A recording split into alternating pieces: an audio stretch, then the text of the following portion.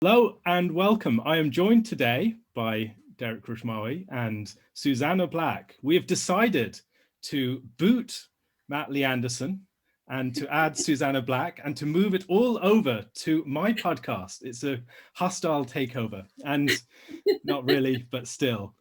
This is an unusual discussion. We're going to be talking about Susanna Clarke's recent novel, Piranesi, which is a fascinating book. If you have not read it, you might want to stop now because this is going to be a spoiler-heavy episode in which we get into some of the meaning of the book, some of its influences, some of its philosophical themes.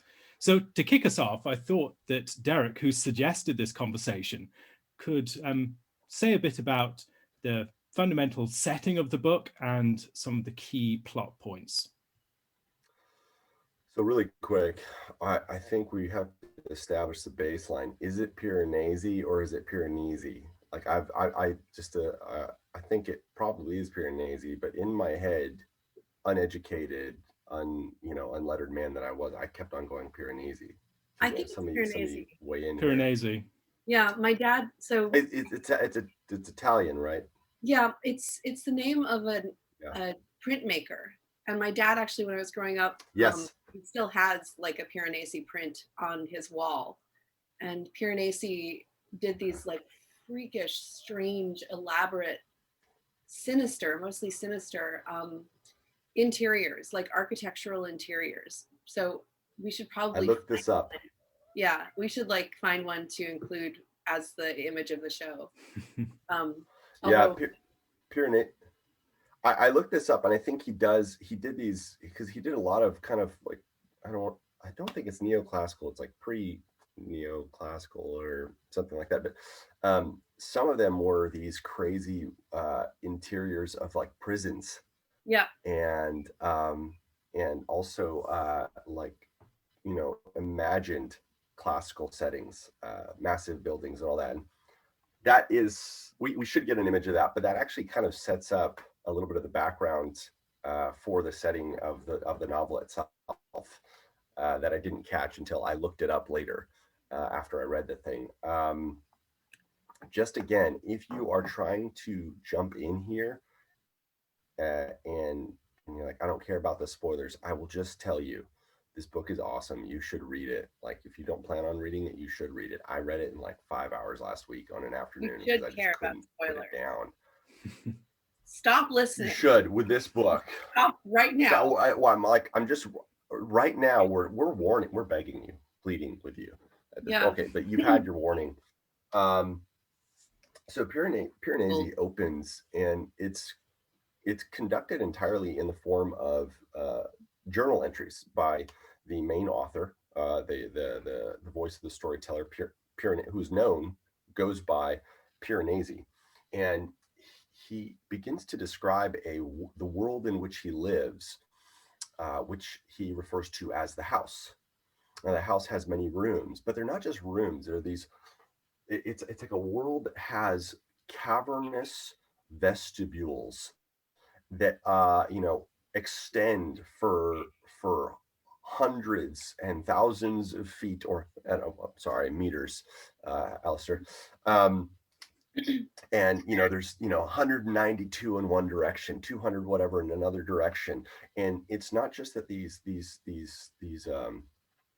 rooms extend to the side. They have different levels, and there are layers. So on the first level, these rooms are filled with water, almost the ocean, great lakes, filled with fish and all that. And then the second layer is kind of like where Piranesi usually hangs out, and these are the in a sense habitable rooms. And then the upper level is these are actually rooms that are filled with the clouds, right? They're that high up. So this house is not just a normal house. It's worldish. It's whole worldish. All the rooms, all the vestibules are filled with statues of all sorts of figures, fawns and barbers and animals, and they're just figures upon figures upon figures. Piranesi lives in this world, and he begins talking about the world. And there's only one other person in the world that he knows of.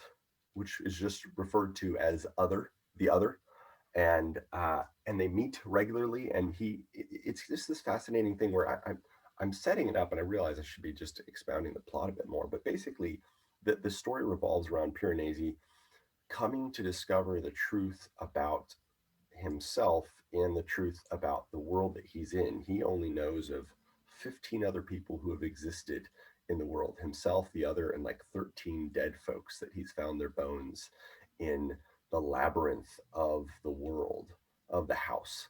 And it's hard, it's so hard to describe, but there's this, the unfolding mystery is who is the other that he talks to as they make observations about the world, who he himself is, and where he actually is. What is the house? You guys want to interject, because I'm not actually getting us the full plot storyline. I'm like giving us a setup because it's so hard to describe.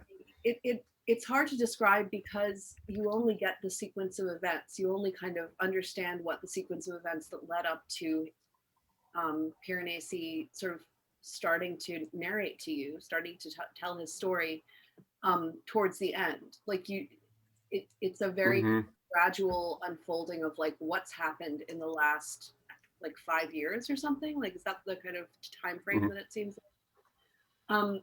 And it turns out, again, just turn it off right now. Just go away. Everyone go away. Go read the book. You haven't done that. I'm going to carry on.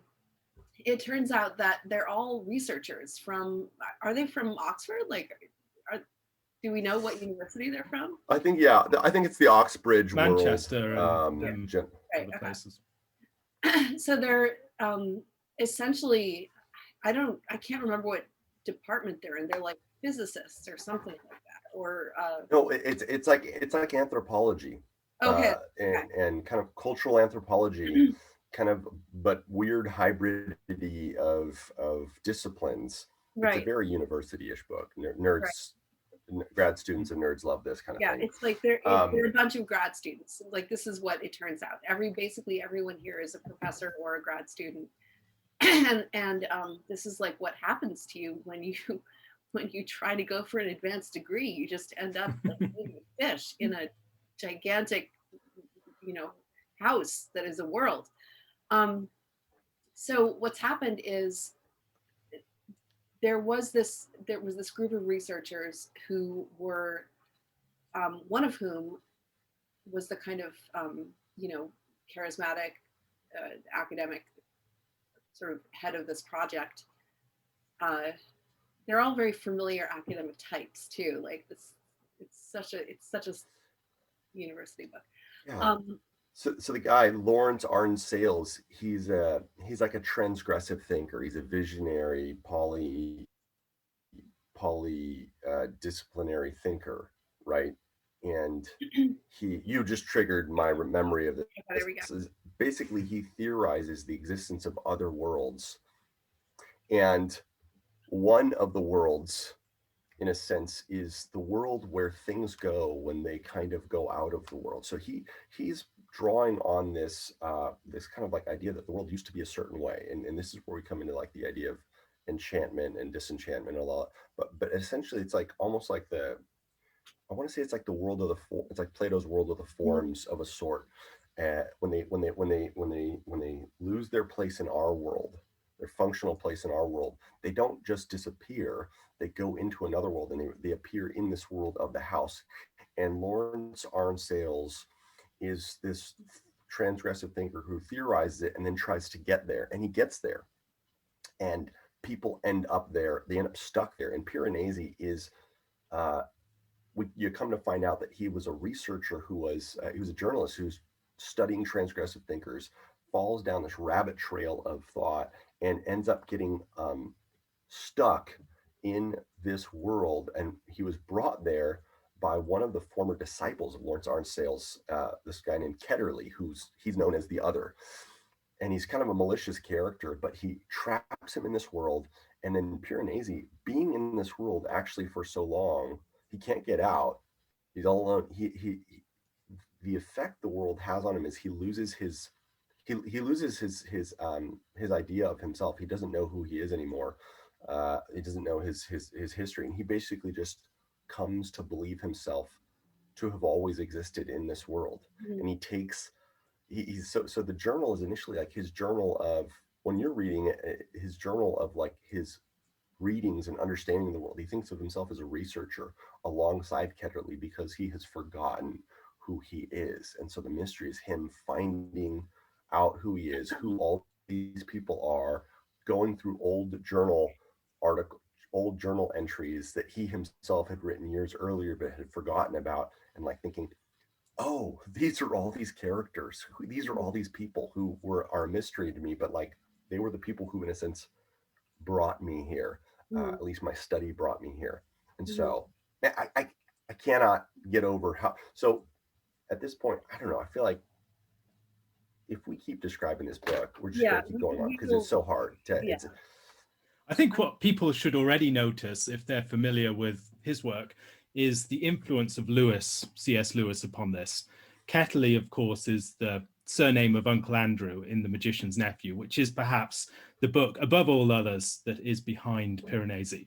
So if you look at the story of The Magician's Nephew, there are a couple of places within that that resemble or remind you of the house. There's the ruined world of Charn, where the Empress Jadis comes from, who becomes the White Witch. And then there's also the wood between the worlds, which is a realm of forgetfulness, which exists in this liminal place between various worlds. And it's a place that is horrific to the Empress Jadis, but it's a place into which others can sink, and their consciousness kind of merges with the place. They're forgetful and they feel at peace and at rest there, but it's a place of profound forgetfulness. So when you're reading the book, you will hear that influence throughout, and some of the deeper themes of the book. So if you think about the curiosity that is seen in Diggory's actions in the Great Hall, where he rings the bell, or the way in which Uncle Andrew expresses this higher vocation, this desire to exercise magic, the use of guinea pigs and trying to break through to other worlds, get power and control, and the way that that gives him license to treat other people in horrific ways. These are themes that are explored in Piranesi, along with other themes from Lewis. So some of the things that came to my mind were the head in That Hideous Strength. You might also think of the discarded image in some of the ways that the medievals viewed the world, and an attempt to recover that. And also the other Inklings, most notably Barfield and his notion of original participation. Right. And I mean, the thing that most reminds me of the distinction that Lewis makes I don't even remember where I read it first, but throughout his work between magia and goetia, between, somebody tell me how to pronounce this, between magic and kind of wicked enchantment or wicked mechanical attempts to control the world through, summoning demons and so on. The heart of the book seems to me to be there. Basically, the world as we understand it has fallen apart into science and magic, or into fact and meaning, and those two sides need to be put back together in some way. But there are kind of two different ways that are presented of putting those two things back together. And those two different ways are represented by Piranesi and the other. And one is the way of the kind of magician scientist who's kind of a Faust character, who, the other is attempting to find what he calls the great and secret knowledge. Am I remembering that right? So something like the great knowledge or something like that. Yeah. And so Ketterly is trying to find the great and secret knowledge. He's doing this in order to control other people, like explicitly he wants power.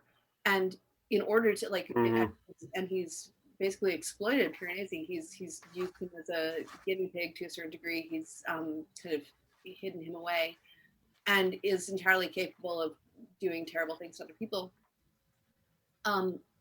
So he's sort of like a magician scientist, and then Piranesi himself is kind of I was trying to think of what the contrast would be, and it would be something like a magus natural philosopher. So I know like the contrast between magician and magus is wrong, but like if you think of like a magus as a practitioner of magic who is not trying to use it to control other people, who's not trying to exploit the natural world, but is instead kind of like in harmony with it. And I, it's really difficult not to see Ketterly as basically Francis Bacon. I was gonna say, he's like he's the bad caricature of Baconian science as dominance, knowledge, power knowledge, or whatever, you know, as a root of control. Yeah, that's. Okay, now we've gone to go. Awesome. Sorry. Man, that's all right. Everyone gets one. Man, it's like more difficult to talk about this book than I thought it would be, because it's so interesting, and it's so like, as you're reading it, it's this experience of kind of these ideas kind of enter into you, and you realize gradually like what Susanna Clarke is on about, and then you try to like put those ideas into words, and it's almost like you are, by putting the ideas, what we're doing now, by putting the ideas into words, you're anatomizing something that can't be fully anatomized. And, but I mean, at the very basic level, this is a book about what happens. So say things have say there has been disenchantment. Where did the enchantment go? But the thing that's so difficult to convey is that it's not about magic. What the house represents is not magic as we would understand it at all. Like there's no, Piranesi's not able to do, there's nothing supernatural other than like the fact of the house. But what it is everything in the house is charged with meaning and legibility. And Piranesi's relationship with the house as his world is a relationship of feeling loved by it and feeling like it's his job to read it and understand it, and that it is legible. It's not just stuff. Like the fact that there are these statues, these figures everywhere. It's almost as though like they're like naturally occurring figures, but they're stories as well. And that kind of connection between a natural world that is not just matter, but that actually has meaning baked into it is, I think, what the book does such a good job of evoking. I think understanding what the house is really such an important part of grasping what the book is about. So there are a number of things that come to mind when you read the book. You can compare the house, for instance, to the wood between the worlds, or somewhere like Charn, but in a positive sense. It's a lost world that is not dead, but a sort of living world that has been abandoned.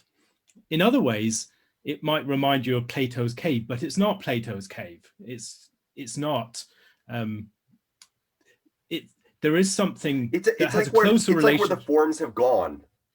Yeah. Yes, but in a way, it's not that either, because the forms, it's what's left behind when shaped with the flowing out of the forms. So it's the hollow that the forms have left when they have departed from the world. So it's not actually the real world. It's not the forms. It's the absence that is left by the forms when they have departed. And so perhaps the thing that most came to my mind was the sort of Renaissance memory palace, but it's a palace of forgotten memory.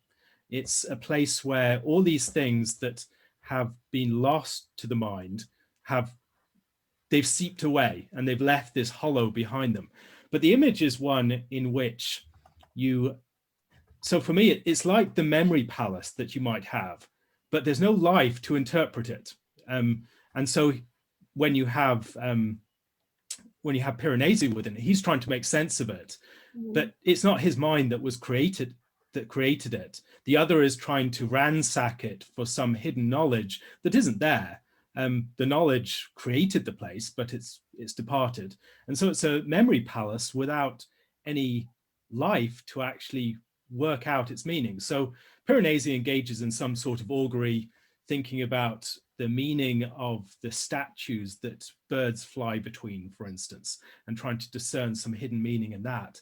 And then the other is trying to engage with it in a more scientific manner, with devices and measurements, but also with a certain sort of technologized magic. You might also think about the house as Derek already mentioned, it is a world. And so it includes the clouds above, they're part of the house, the sea in the basement and the lower floor. And then you have the ground floor where the human being can dwell, and you have birds coming to that realm as well. So the arrival of the albatross is a key point within the book. It's one of the things that gives him his system of numbering and dating, keeping track of time. And so the house as coterminous with the world, I think, is really important. It presents the world itself as an inhabited place and a home. He is the beloved child of the house, and the house is kind, it's full of meaning, it's charged with significance. If only you were communing with it enough and understood it on its own terms, whereas the other can never understand it. He's trying to get to understand it in a way that it just is not going to deliver any meaning. It's externalized, and it refuses to, the other sort of refuses to be a part of the world. He's holding himself apart from it, and he doesn't perceive it as lovable. He doesn't particularly like it. And I mean, as you were talking, Alistair, it again, there's so many sort of links, but one thing to sort of think about is that it's a picture of Eden in a very particular way. The kind of the cosmos that's formed out of the chaos, and it's also a picture of the tabernacle, it almost seems to me. And the one interesting thing, which kind of gets at the very end of the book, is that the other is alone. And Piranesi is alone, and the other is kind of like not, it turns out, a friendly presence. So it almost seems as though there has to be something that happens. There has to be a kind of like reuniting of the world of the house with the, our world. So a reinterpenetration of meaning and matter in order for Piranesi to sort of re-enter society in a way, or to not be alone. But it's not clear that that's so. But he doesn't really perceive that need. So what's interesting here is seeing this actually happening in Piranesi himself. There's so much going on here that Piranesi's approach to the world is one of that naturalist philosopher who is attuned to it, who's become attuned to it. It's deeply observational. It's attentive. It pays attention to details. It looks at like the patterns of the birds flying and sees meaning in it. It's not just about random birds showing up. It's like, what is it? What does it mean? What does it mean? Are they trying to speak to me? His approach to it is interesting in that regard, and it's not the kind of externalized, objectified, I need to like suck the knowledge out of it to control. But what's interesting about that is that Piranesi goes through a transformation himself. He comes to find out that prior to being Piranesi, he was Matthew Rose Sorensen. He was a student. He was a journalist. He was somebody who was working academically on this figure, Lawrence Arnsale. I can't remember how to say his name. Where is it? Arnsales. Arnsales, yes. He's got this project on transgressive thinkers and the way that their relationship to reason, the relationship to knowledge, and all that kind of thing.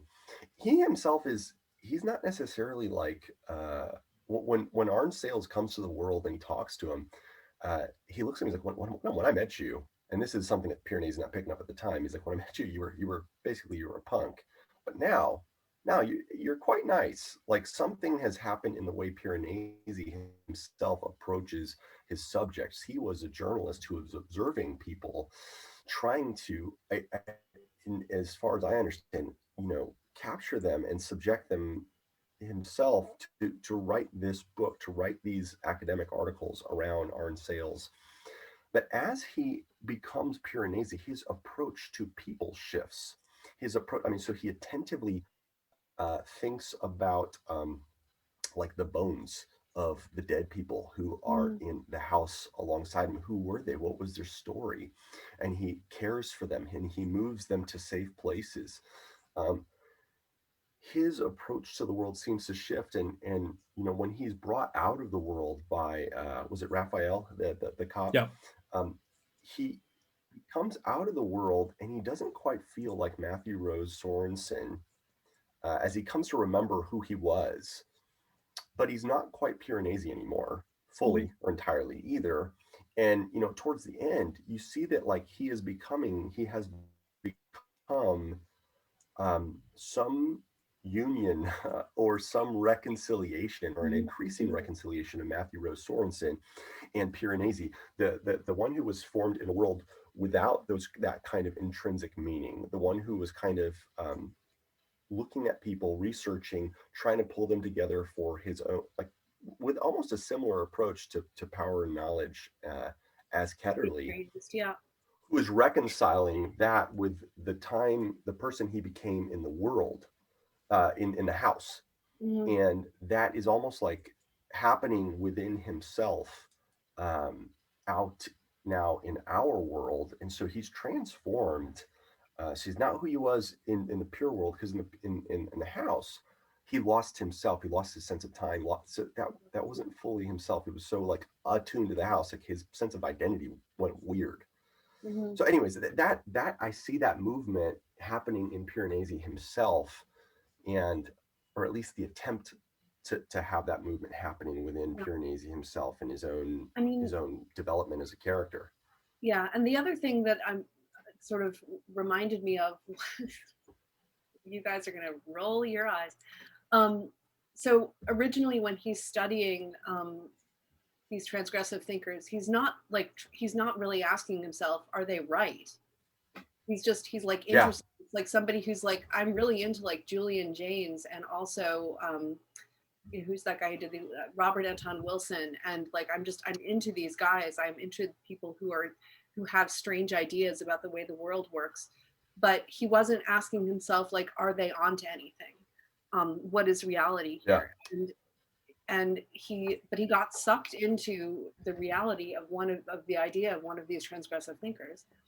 And I hate to do this, but it reminded me of my experience of sort of reading Strauss and reading Leo Strauss and the experience of kind of Straussian approaches to political philosophy, where the ordinary approach to political philosophy is you study the history of political philosophy, like you study what different philosophical thinkers have, what their systems are, what they believed, what their you'll probably do something about what their time and place was.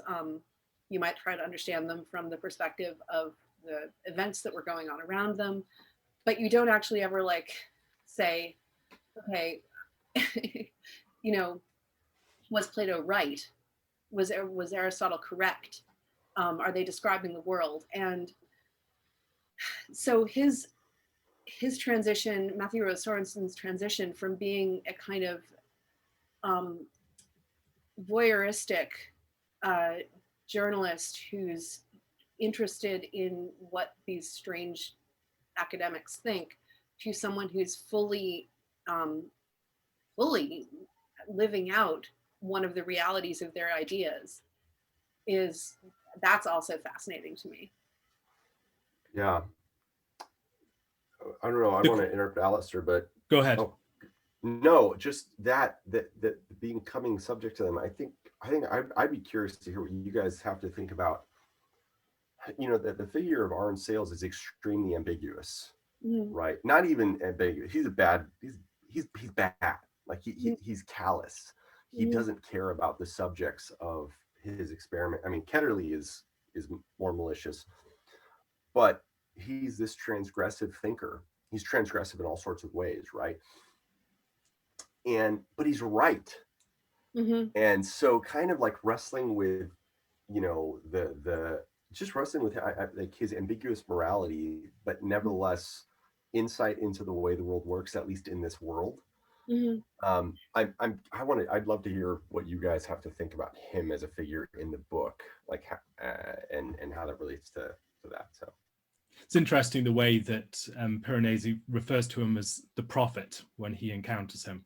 Mm-hmm. There's a sense of, again, I think there's something about the way that words relate to reality that changes during the course of the book. So the idea of the prophet is a word that illuminates the world, that gives some sort of deeper meaning and significance and some sense of the charged reality of the world and one's path within it, as opposed to the words that can actually destroy your world, that he's warned about by the other, that Mm-hmm. if he reads the words that are, or hears the words of this other person who's entered his world might be destroyed. He might be sent mad.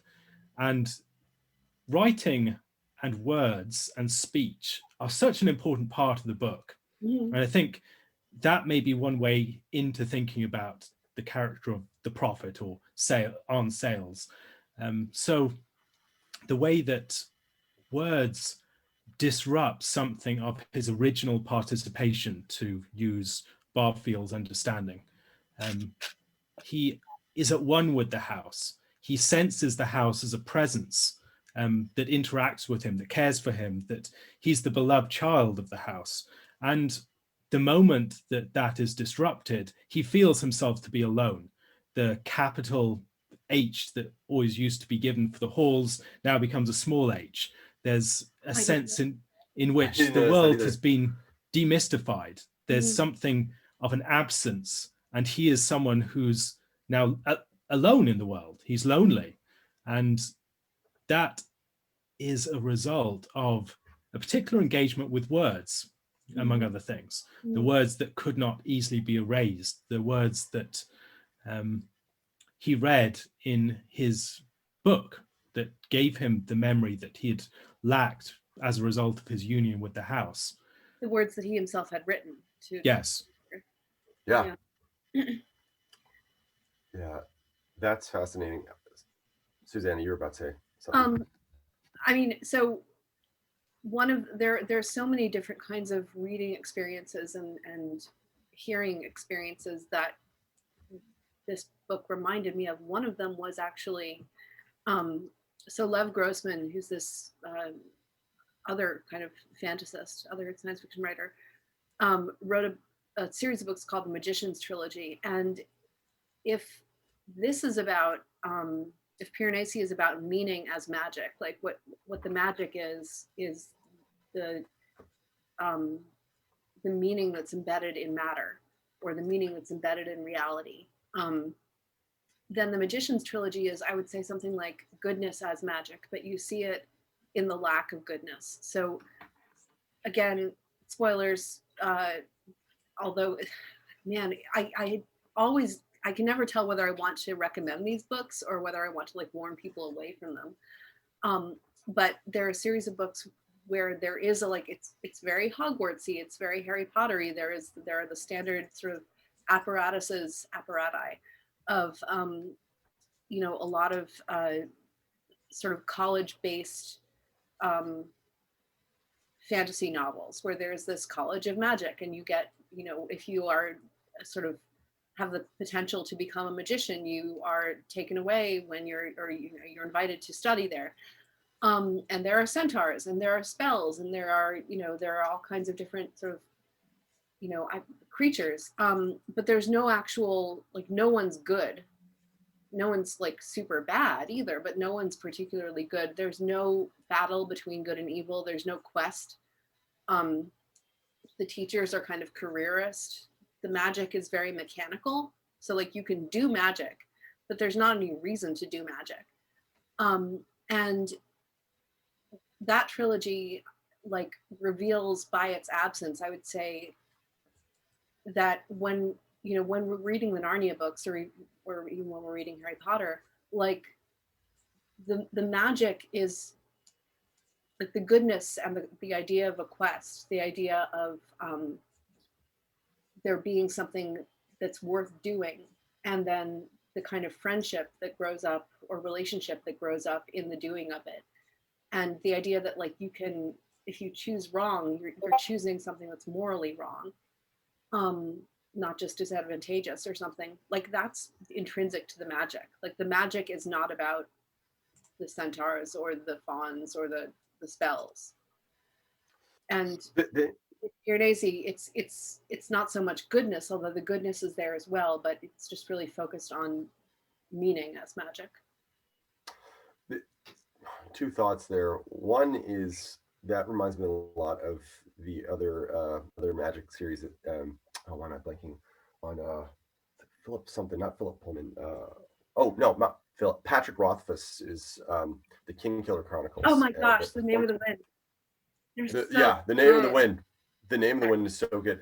But like, yeah, the form of magic and the way it's attached to naming and words and like the form of magic is interesting here, and it relates again, because this is not a magical, this is actually not magic. Like this book is not about magic. But it got me thinking about Susanna Clarke's other book, Jonathan Strange and Mr. Norrell, which we should have a separate conversation about. But the even there, that book had an internal debate within it about the nature of magic. Is it nature magic? Is it scientific? That same debate, in a sense, you've got Strange as kind of like almost like a natural kind of savant of magic who intuitively taps into things, as far as I remember, and then Mr. Norrell, who wants to have this very like orderly British science of thaumaturgy. Like, yeah. Yeah, properly English magic, but who eschews the old ways, looks down on the magic of the Raven King, and invoking fairies and that sort of thing. That's all kind of like disorderly and not really good magic. It's wild, and it's wild and it's natural in a way but natural in a like personal way, not natural in a way of that can be like harnessed, like the forces of gravity and so forth, but the personal dimension of like invocation and contract and all that. The fight around magic is, I mean, there's still some of that personal dimension of the way we relate to the world, the way that we relate to the depth dimension and the power contained within the world. Is it receptive? Is it personal? Or is it almost impersonal? Is it a matter subject to our instrumental, subject to our control? That's a theme that is running throughout both of her books, and is also tied into the question of disenchantment and of the disenchantment of the world as we instrumentalize our relationship to nature and to create. Well, when it becomes nature instead of creation, in a sense. Right. She uses a lot of... That's something to think about. I think she explicitly references Owen Barfield at one point as one of the authors that was a transgressive thinker that people were in, or a person that transgressive thinkers were interested in. And his theory of original participation and a sense of oneness with the world, relating to the world as if there were some intelligence or presence that were in the world that you could relate to, and that you had that it was present within you. And that's something that, for instance, we talk about panic. And panic is something that overtakes you, that comes upon you, that is a real thing out there in the world. Almost, it's a force in the world. There's also present within you and acts upon you. And he gives that as an example of the way that the ancient mind would have related to the world more generally, that there were great godlike forces that you could experience their presence and impact upon you. And there's a sense of sacredness and communion and charged meaning. And then even after that, there's a residual sense of meaning, that the world is a scrutable, meaningful place, as you have, for instance, in the discarded image of Lewis. That's not quite the same thing as original participation, but it's something that has a remnant of the flavor of it. And so Barfield was very interested, for instance, in looking back at language and seeing the way that as you go further back in language, you see the connection of language, not just as putting tags on things in the world, as it were, but a sense of the unity of the various realities in the world, metaphor and direct reference coming together, and this more poetic experience of reality. And so if you want to understand the world, one of the things you need to do is recover the sense of the etymologies in all our dead metaphors, to trace back the course of language, and to go beyond the sort of hollowed out, dry riverbed of language, to see the water that once coursed through it, the sense of participation, the sense of unity between the self and the forces of the world. And one of the ways in which that course was diverted through science, and the way that science engages with the world as something to be, as a source of resources to be wrested from it, or an understanding to imprison it and its forces to be harnessed and used for our purpose, but without any sense of the sacredness and the personhood almost of the world. And so you see this even in the differences between the ways that Piranesi speaks of the house.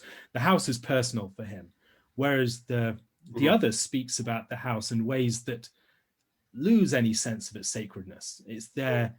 The statues don't have meaning. They're just things covered with bird shit, as he speaks about it.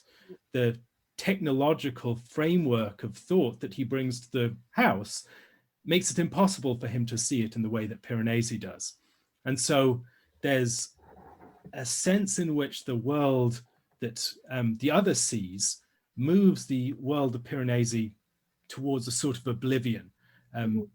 He can't perceive the world in that way. His eyes are dim to it, whereas Piranesi has this original participation. The struggle is then he's broken free from that. So you might think about Raphael, who comes to deliver him. You might think about the archangel, patron saint of travelers, the blind, and also in Islamic thought, the one who would blow the final trumpet leading to the resurrection. There's something of that character that she has, that she's breaking him out of this world. And then the problem is, how does he relate to that world afterwards? Can he return to the original participation? He can't. He's moved out of it. And so somehow he has to reconcile the scientific world of modernity and the world that he is thoroughly invested in as Matthew Rose Sorensen, and then the world of Piranesi, which is the world of original participation, and somehow move beyond that to an imaginative reunion. I was thinking about the work of E.A. Burt, The Metaphysical Foundations of Modern Science, as he talks about this sort of sapping of meaning from the world.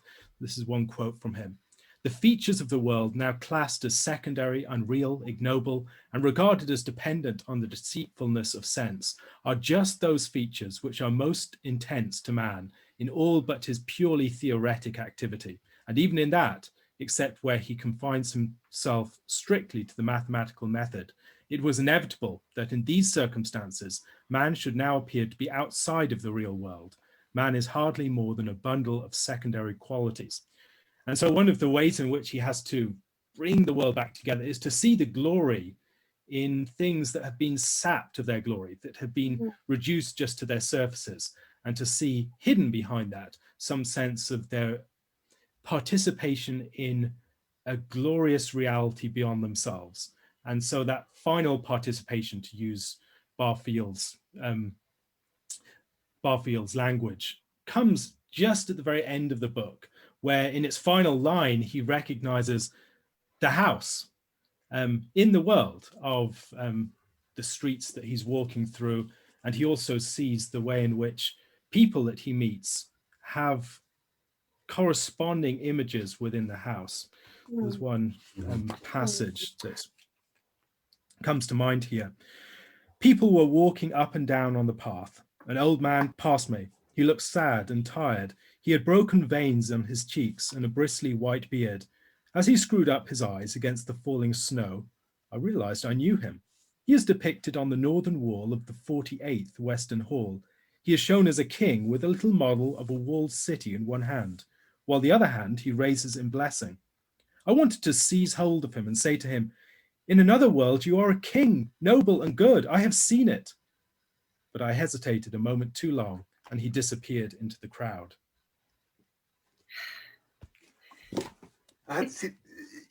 That coming after 200 pages, it's just, there's something. Like you read it and I can like feel my heart just, it's so good.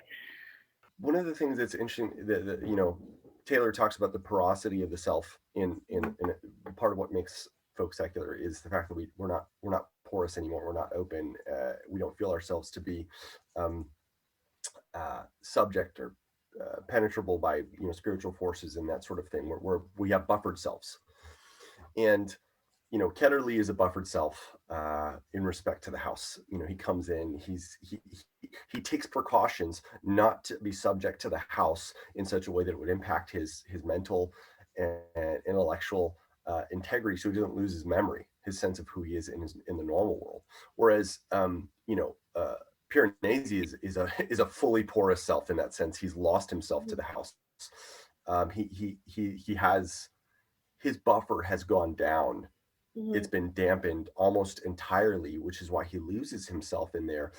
And so the coming of Raphael actually reintroduces his old buffer to some degree, but it's a far more porous one as he re-enters the world. And this is where you kind of see the you know, even in that quote, there's that level of the buff, you know, the old Piranesi who had no buffer would have just grabbed him. Oh, you're in the hall, blah, blah. Whereas the buffer of being out in the world has started to reassert itself, but not fully.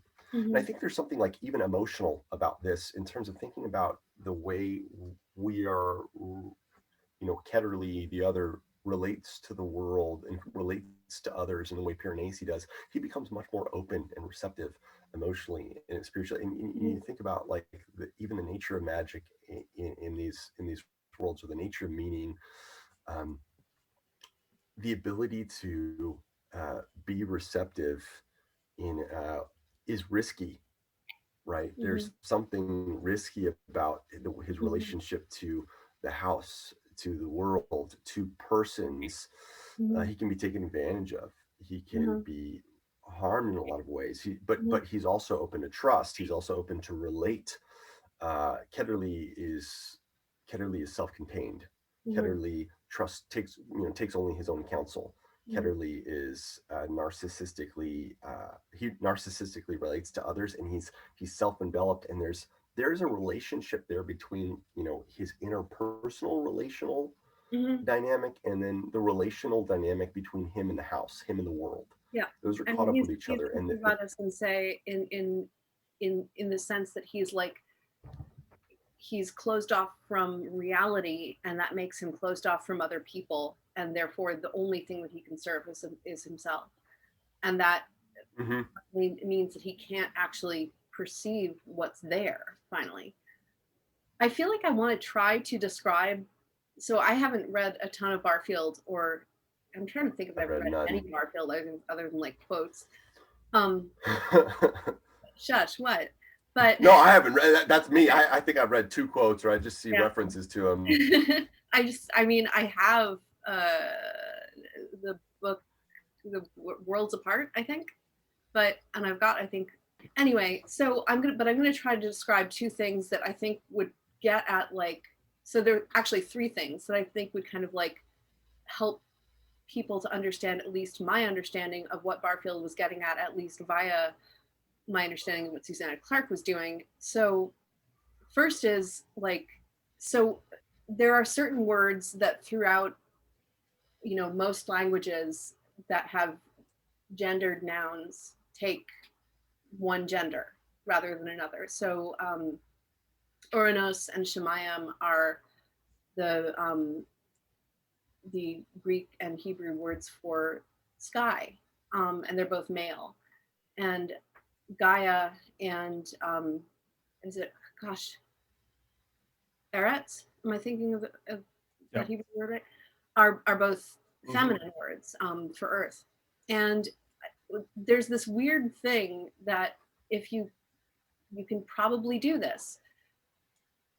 Think of nouns. You can very frequently you can guess whether they have this kind of for the most part masculine or feminine character, and then like go check, see whether you're right. So it's a kind of like reading a masculine or feminine nature in nouns, both in words and in the objects that for which they're referenced. And like you can kind of do this experiment with yourself, and you'll probably get it more than, you know, a random degree, a percentage of them correct. So that's like one way to kind of get into this, to experience your way into this earlier participation.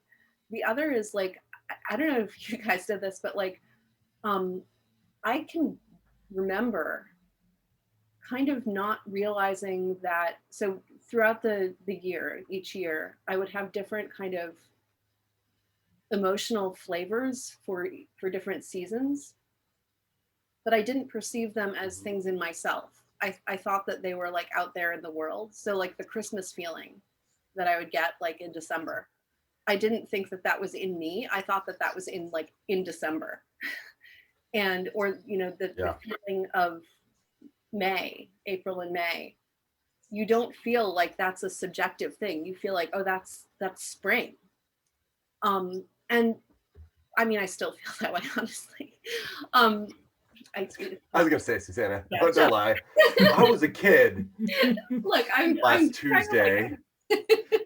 A lot of it is the openness to the world, producing a sort of awe and wonder and a corresponding response in the person. I think of the first chapter of Lewis's The Abolition of Man, and the way he talks about the proper correspondence between response in the human spirit and actual physical realities. And so if we do not have that corresponding response, there's something wrong with us. We're not relating to reality properly. And what the example you give about language, I think, is a good one. You may be thinking about the term Adamah that you have in Genesis relating to Adam, where Adam is formed from the earth, and the earth is presented as his mother. And you have that elsewhere in the poetry of scripture. Naked I came from my mother's womb, naked I will return there. Knit together in the lowest parts of the earth. The sense that the earth and the mother's womb belong together, and there's a deep affinity to them with them. It's not just a sort of poetic imagination, it's something real. And if you understand yourself and the world and your mother's womb, you'll see that that's something real in the world. And so the mother's womb and the earth, there is a continuity between them that is not just a product of the imagination. It is something out there. And you can feel it in this more original participation sense, or you can get at it in some form of final participation, to use Barfield's approach.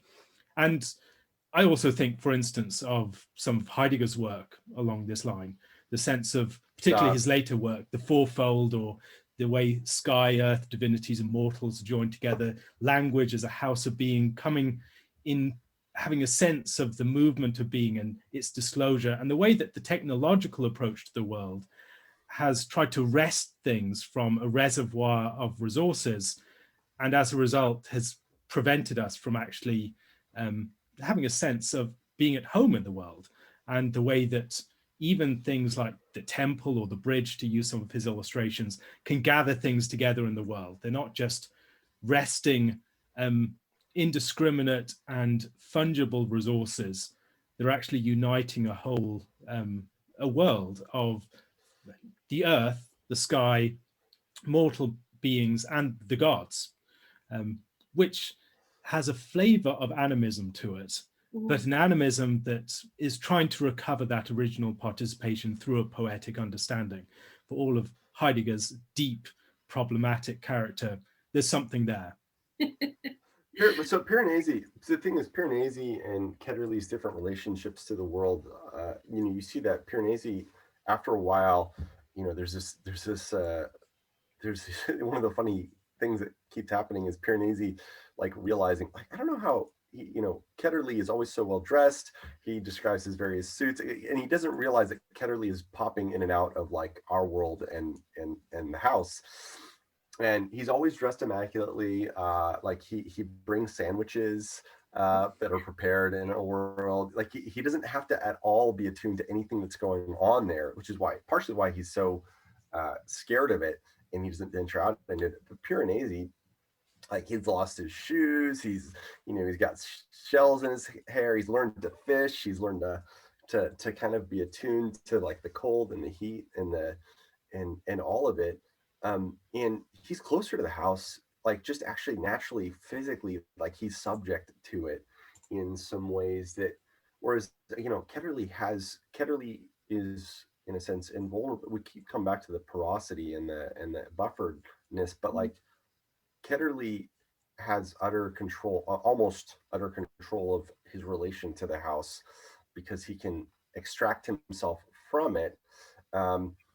Whereas Piranesi he is a child of the house. He lives within it. He dwells within it. It's the womb. The womb of the world is where he dwells in it, and it in a sense it mothers him. Kind of a harsh mother in a lot of ways when you see him describe the winters and the waves and all that sort of thing. But it's his relationship is much more on that register.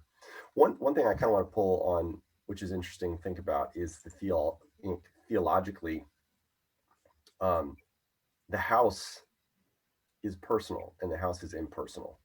This is like a pantheistic, panentheistic kind of like participatory metaphysics, which is not the same as a theistic participatory metaphysics, right? There is something different in a universe where things are created and God transcends it radically, even though he's radically immanent to it. And so this was something that is interesting, that thinking along the lines of wanting to go straight back to just going back to that original unity, going back to that kind of participation. It's not an unproblematic thing of going back to the world. I think there's something there with Piranesi's losing himself in the world. And this is maybe me just correlating, I guess I'm curious what you guys think, correlating that issue of transcendence and immanence, and even Piranesi's own ability to distinguish himself, his continuity through time, his own identity, or losing himself to the house. You almost think of a theology of God being lost within the world, or actually distinctly creating the world as his creature that reflects his glory, reflects his paternal care, but is nevertheless not God. I don't know. So I'm curious.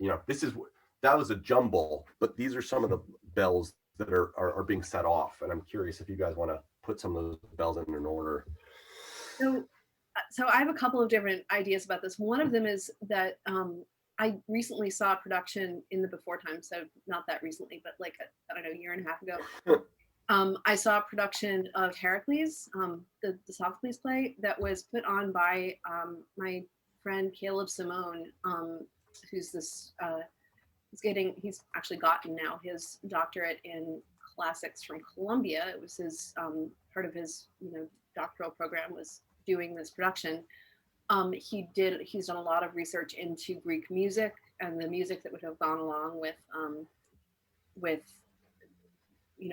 each play. He found an aulos player. There's 3 aulos players left in the world, and he found one of them. Wow. And so we could maybe find a link to that production to drop in the show notes to this, because both in the experience of watching the play and in the play itself, in Sophocles' text. So Lissa is I forget, she's sort of like the goddess of, or the emissary of the goddess, who, you know, makes Heracles go mad and kill his family. Again, spoilers, sorry. Although if you didn't know that, I don't know what to do. And so like there is this, again, as Alistair, spoiler alert on Sophocles. Look, it's kind of like, I think we really read you know, that season has been released for a while now. You can even go back and binge watch those. Yeah, so Heracles gets taken over by this music, which is played by this emissary of the goddess that drives him mad. And like terrible, this is not a happy story. There's a reason that we call it a tragedy. And there's this moment where Heracles is sort of saying, I can't, basically, despite everything that we've just seen where the gods are literally messing with him, he says, I just can't believe that God would be petty, or would be sort of like amoral. I can't remember what the words are, but like it's this moment of classical theism in the middle of this mythological story. And it's this moment where he experiences like the hope of good order in the world, which, as someone who's been like thoroughly buffeted, like back and forth as a completely unbuffered self, you know, taken over by, you know, the madness and the music of the goddess, it's like, it's as though he's hoping for the disenchanted world, but not fully disenchanted. He's hoping for the world that we live in as Christians, where God is a God of order and a God of goodness. But he's not hoping for like a world devoid of meaning. It's almost like there's almost more meaning in a world where God can be counted on to be good. But it's less pantheistic, it's less enchanted in a lot of ways. And Charles Taylor, I mean, I tweeted right after I finished the book, I said, Charles Taylor, eat your heart out. Like, this is a very Charles Taylor book. And Charles Taylor, in A Secular Age, talks about the disenchantment that Christianity kind of, like, it's never totally clear whether Taylor is happy about this or not, but the disenchantment that Christianity brought to the pagan world, but it was not a complete disenchantment. So that's kind of a little bit of what I don't know if that's getting at anything that you were thinking about, Derek. I was reminded of the work of the science fiction writer Gene Wolfe. Latro and the Mist is particularly. Oh, I haven't read those. A lot of the other ones, though. Unreliable narrators, but this particular one is an ancient character who's constantly forgetting. He's lost the ability to remember for periods of time as a result of a judgment by a goddess. And it explores many of the same themes of participation, the ancient mind and its experience of the world, and the attempt to try and hold things together with language. And that, I think, gets at something of the book in terms of the way that language and the word is so important in actually helping him to, first of all, make sense of the world, to restore some reality to Matthew Rose Sorensen. And the word of the prophet is key there. It's a word from a sort of father type figure entering into the world of his original participation with his mother, the house. And it breaks that original unity in some sense. And it seems to me that that's one of the things that is very important about the fact that God is our father. If God were our mother, we would have that sense of original participation, of unity. God is the womb, it has the womb in which we live and have our existence, and there's complete panentheistic unity. Whereas with God as our Father, God stands over against the world in some sense. There's a material hiatus between God and his creation. And so the world is a place where we can experience unity. The world, the earth is in some sense our mother, and we're not supposed to just relate to it as a depersonalized lot of stuff to be used. But on the other hand, God and his word move us into a symbolic realm where there is a break of that original participation with the reality of a world into which we're just sunk in a sort of naive innocence and forgetfulness. We actually can step outside of it. And the coming to language, I think, even for the human person, the individual, that process of coming to language is a movement beyond a realm of original participation of the earliest years of childhood, where you're almost sunk in this realm of forgetfulness, of unity, and then you can step outside of it and you can stand over against it to some sense, to some extent. And that comes with the word in particular. And I think that's important for Piranesi. I was thinking of like Trinitarian, like not just Trinitarian, but Christological, almost the dialectic between wisdom and Torah. I mean, they're unified, but there's a distinction of like walking in God's world according to wisdom. Some of that's gonna be like natural wisdom, you know, almost like I think of like the proper, I don't know, proprioception of that you get from your feet, feedback. Just the way babies have a proper orientation to the world, just through natural movement. But then, yes, the speech orienting you, giving you categories that are, yes, kind of abstracted from immediate experience, but then orient your immediate experience and help you actually see more clearly.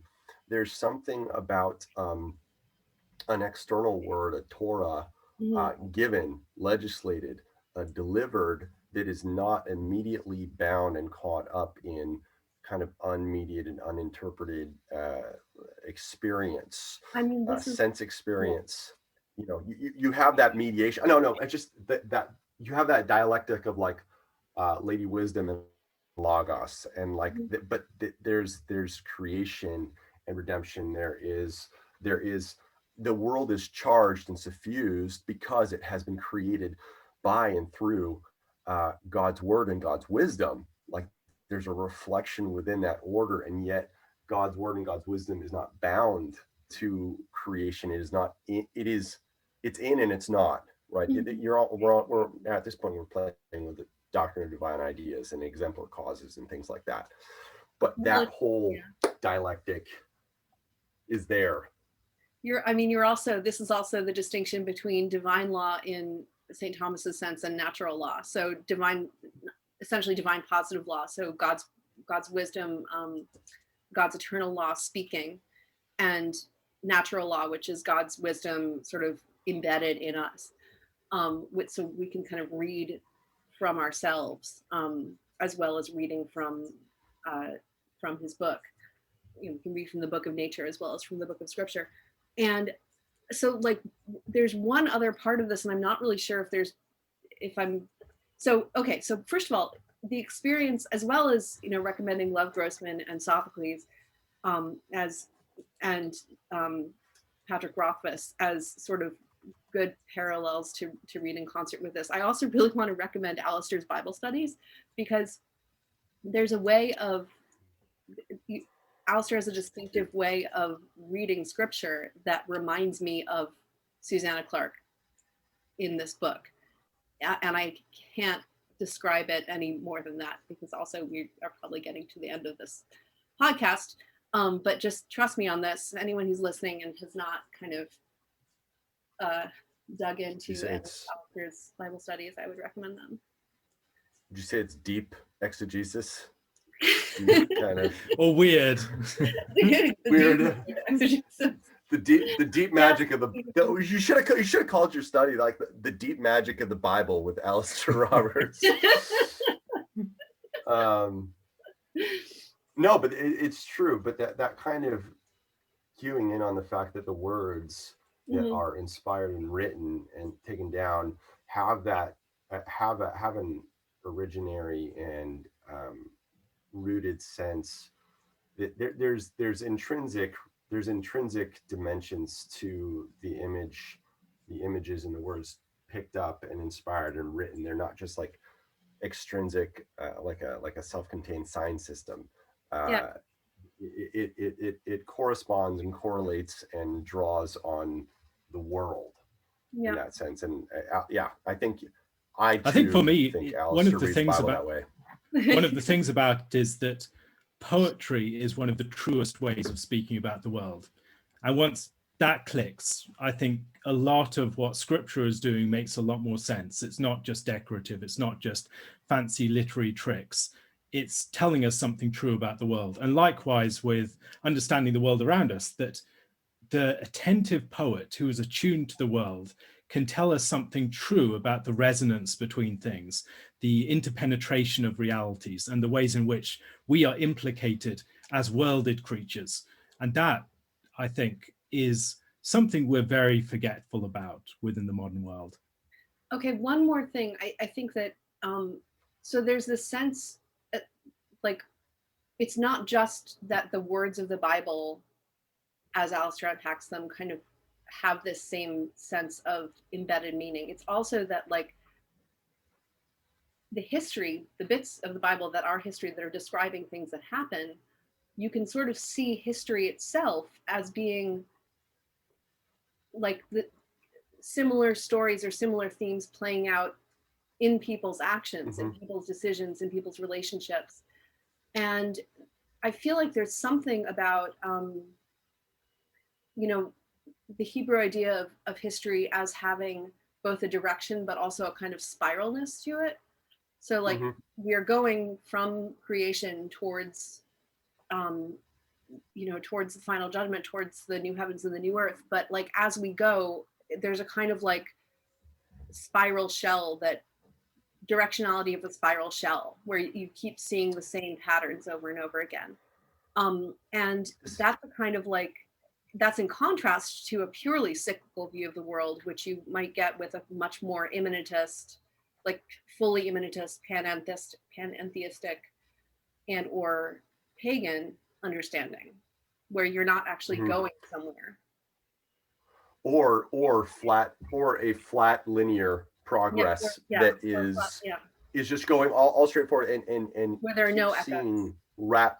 No echoes. It's all radical breaks. It's all pure, and it fails to look back and see, oh, we're just doing a different version of the same dance, you know, farther down the line.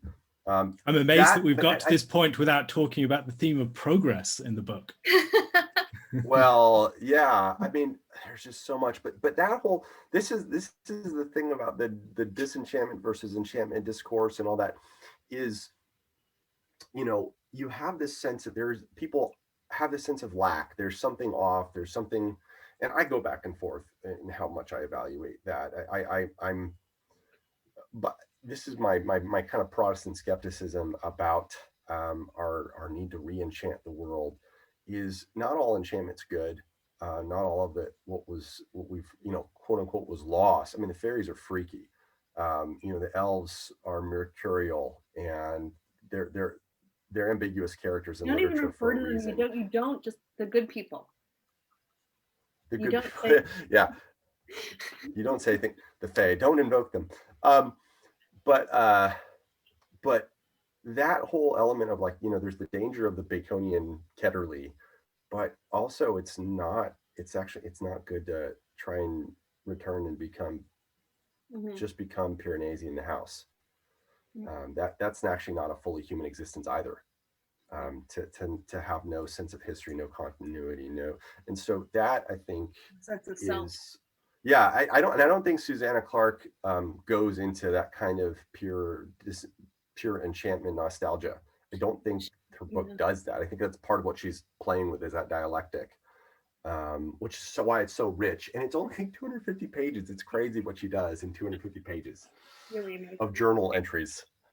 If you have not read the book, then we're very disappointed in you for having listened to this point. Really but you can redeem yourself somewhat by buying a copy of it and reading it now. Thank you so much for joining me, Susanna and Derek. It's been a great conversation. That was a lot of fun. Oh yeah. God bless, and thank you for listening.